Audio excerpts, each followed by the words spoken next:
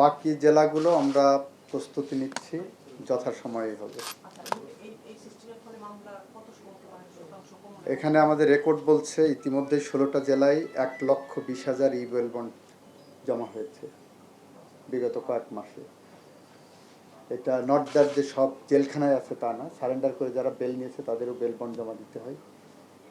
বিভিন্ন মামলায় 64টা জেলার মধ্যে 16 জেলায় কার্যক্রমের মধ্যে এই পরিমাণ বেল বন্ড জমা হচ্ছে।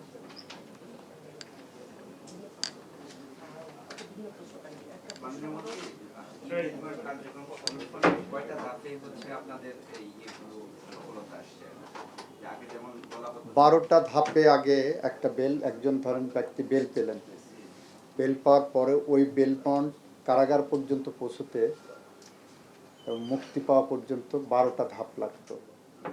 সেখান থেকে ম্যাজিস্ট্রেট সাহেব অর্ডার করছেন জামিনের, জামিন অর্ডার হওয়ার সাথে সাথে একটা বেল বন্ড জমা দিলেন আপনার স্মার্টফোন দিয়ে, ওখান থেকে একটা ওটিপি আসবে, অ্যান্ড ইট ইজ ডান।